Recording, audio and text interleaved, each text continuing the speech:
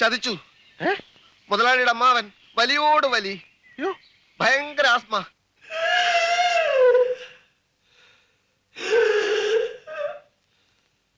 ഇത്രയും ക്രോണിക്കായ അസുഖം വെച്ചിട്ട് ആരെങ്കിലും ഊട്ടിയിലേക്ക് വരുമോ? ഇങ്ങോട്ട് വരണ്ട അച്ഛനോട് 100 വട്ടം പറഞ്ഞതാ. ചൂടുള്ള ബ്രാൻഡിയിൽ കുരുമുളക് ഇട്ട് കൊടുത്താൽ മൊത്തം നിൽക്കില്ല ഇത്. ഒരാൾക്ക് ആസ്മ ഡയഗ്നോസിസ് ചെയ്ത് കഴിഞ്ഞാലേ ആ ട്രീറ്റ്മെന്റ് ഒക്കെ തുടങ്ങുന്നതിന് മുമ്പ് അവർ ചെയ്യേണ്ട ബേസിക് ആയിട്ടുള്ള ടെസ്റ്റുകൾ എന്തൊക്കെയാണെന്ന് ചോദിച്ചുകൊണ്ട് നമുക്ക് സ്റ്റാർട്ട് ചെയ്യാം.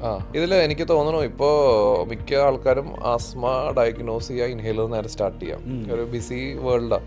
അപ്പോൾ എല്ലാവരും അങ്ങനത്തെ ഒരു ട്രെൻഡാണ് കൂടുതലും എനിക്ക് തോന്നുന്നത്. അതായത് ആസ്മയാണെന്ന് സ്ഥിരീകരിച്ച് ഇനി വേറെ വലിയ കാര്യങ്ങളൊന്നും നോക്കാനില്ല, എനിക്ക് വലിയ അല്ലെങ്കിൽ കുറേ പേര് സെൽഫ് ഡയഗ്നോസിസ് ഉണ്ട്. എനിക്ക് ആസ്മയാണ്, എൻ്റെ വീട്ടിലെല്ലാവർക്കും ആസ്മയാണ്, ഇവൻ നമ്മുടെ അടുത്ത് കയറി വരുമ്പോൾ എനിക്ക് ആസ്മയാണ് എന്ന് പറയുന്നൊരു കാര്യമുണ്ട്. ഇതിലിപ്പോൾ എന്താണെന്ന് വെച്ച് കഴിഞ്ഞാൽ ഫസ്റ്റ് നമുക്ക് ആ ഒരു ഡിസീസ് കൺഫേം ചെയ്യണം.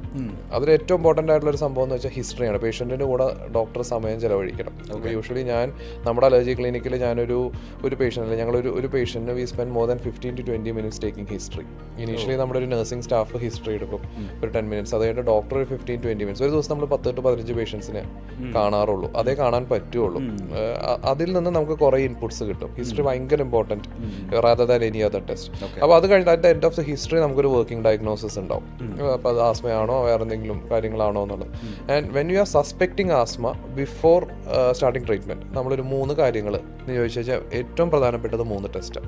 ഇതിൽ ഏതെങ്കിലും ഒരു ടെസ്റ്റ് മസ്റ്റായിട്ട് ചെയ്യണം എന്ന് പറഞ്ഞാൽ ഞാൻ പറയും സ്കിൻ പ്രിക്ക് ടെസ്റ്റ് എന്ന് പറഞ്ഞിട്ട്. അതായത് ഫസ്റ്റ് ഓഫ് ഓൾ നിങ്ങൾക്ക് എന്തിനോടാണ് അലർജി എന്നുള്ളത് കണ്ടുപിടിക്കുക. അതിനാണ് നമ്മൾ സ്കിൻ പ്രിക്ക് ടെസ്റ്റ് ചെയ്യുന്നത്. സ്കിൻ പ്രിക്ക് ടെസ്റ്റ് എന്ന് പറഞ്ഞാൽ പേര് പ്രിക്ക് എന്നുള്ളതാണെങ്കിൽ പോലും തീരെ വേദനയില്ലാത്ത വേദനരഹിതമായിട്ടുള്ളൊരു ടെസ്റ്റാണ്.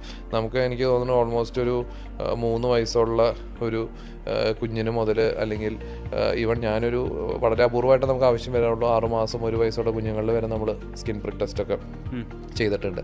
അത് പെയിൻലെസ് ആണ്, നമുക്ക് അങ്ങനെ ഒരു വേദന എടുക്കുന്ന ഒരു ടെസ്റ്റ് അല്ല.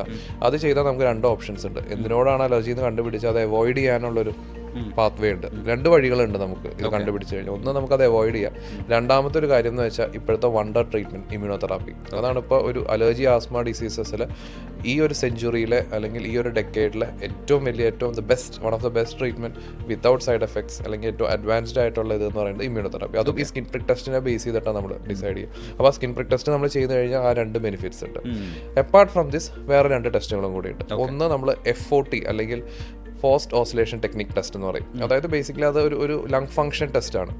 ഇപ്പം നമ്മൾ പറയില്ല ഇപ്പോൾ ഹാർട്ടിന് എന്തെങ്കിലും ഉണ്ടോ എന്ന് അറിയാൻ നമ്മൾ ECG എക്കോ എടുത്ത് നോക്കുന്നു എന്ന് പറയുന്ന പോലെ, ബ്രെയിനിൻ്റെ ഇപ്പോൾ സീഷേഴ്സ് ഫിറ്റ്സ് ഒക്കെ ഉള്ളവർക്ക് നമ്മൾ EG എടുത്ത് നോക്കുന്നു എന്ന് പറയുന്ന പോലെ ലങ്സിൽ നമ്മൾ ബേസിക്കലി ഒരു ഇനീഷ്യലി നമ്മൾ ചെയ്തുകൊണ്ടിരുന്നിരുന്നത് സ്പൈറോമെട്രി എന്ന് പറയുന്ന ഒരു ലങ് ഫംഗ്ഷൻ ടെസ്റ്റ്. അപ്പോൾ അതിൻ്റെ തന്നെ ഏറ്റവും അഡ്വാൻസ്ഡ് ഫോം. ഈ സ്പൈറോമെട്രിയുടെ ഒരു പ്രശ്നം അല്ലെങ്കിൽ ഈ PFT എന്ന് പറയുന്ന ടെസ്റ്റിൻ്റെ ഒരു പ്രശ്നം, അത് ഭയങ്കര എഫേർട്ട് ഡിപ്പെൻഡൻ്റ് ആണ്. ഇപ്പോൾ ഇന്ന് നമുക്ക് എഫേർട്ട് ഇടാൻ വലിയ മൂടും, ചില ദിവസം നമുക്ക് ഇന്നല്ലേ എഫേർട്ട് ഇടുന്ന കുറച്ച് അല്ലെങ്കിൽ നമുക്ക് ഭയങ്കര ക്ഷീണമാണ്. അപ്പോൾ എന്ന് വെച്ചാൽ ഇത് ഭയങ്കര എഫേർട്ട് ഇട്ടിട്ട് ചെയ്യേണ്ട ഒരു ടെസ്റ്റാണ് ഈ PFT എന്ന് പറയുന്നത്. ഈ FOT എന്ന് പറയുന്നതാണ് ഇപ്പോൾ ഏറ്റവും അഡ്വാൻസ്ഡ് ഓഫ് ദാറ്റ് ടെസ്റ്റ്.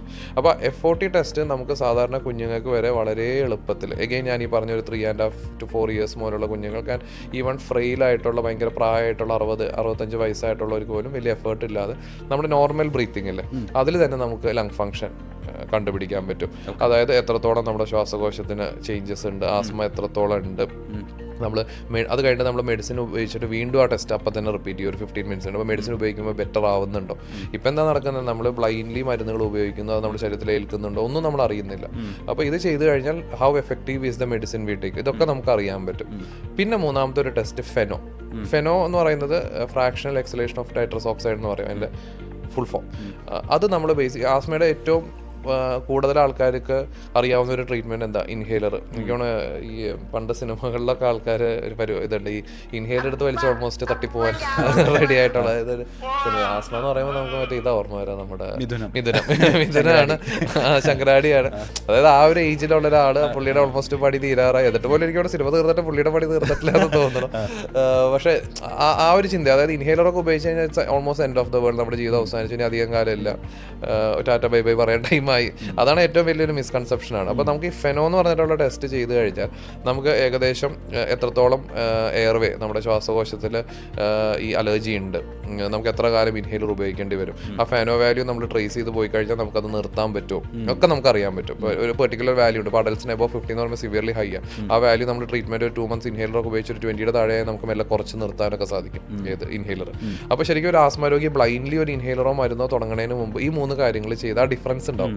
ഒന്ന് സ്കിൻ പ്രിക്ക്, ഒന്ന് FOT, ഒന്ന് ഈ പറഞ്ഞ ഫെനോ എന്ന് പറഞ്ഞിട്ടുള്ളത്. അപ്പോൾ ഇത് 3 ഒരു ബേസിക് ആയിട്ട് നമുക്ക് ചെയ്തിരിക്കേണ്ട ടെസ്റ്റ് ആണ് ഡെഫിനറ്റ്ലി. അതിന്റെ ഇപ്പൊ ഫെസിലിറ്റീസ് എല്ലായിടത്തും ഉണ്ടോയെന്ന് ചോദിച്ചാൽ ഇറ്റ്സ് നോട്ട് ദാറ്റ് ഗ്രേറ്റ്, എല്ലായിടത്തും ആ ഫെസിലിറ്റീസ് ഇല്ല. ബട്ട് എനിക്ക് തോന്നുന്നു ഞങ്ങൾ ഈ clinic we started almost 1.5 years back. അപ്പോൾ ഞങ്ങൾ ആ സ്റ്റാർട്ട് ചെയ്ത സമയത്ത് എനിക്ക് തോന്നുന്നു ഒരു 10 to 15 മെഷീൻസ് ഒക്കെ മൊത്തം കേരളത്തിലുള്ളൂ. ബട്ട് നൗ എനിക്ക് തോന്നുന്നു 300 മെഷീൻസ് ഉണ്ട് കേരളത്തിൽ. അപ്പോൾ that much it is advancing. അപ്പോൾ if you are diagnosed with asthma അല്ലെങ്കിൽ you are convinced that you are having asthma, ഈ 3 test you should get done. ഇത് 3 നിങ്ങൾ മസ്റ്റ് ആയിട്ട് ചെയ്ത്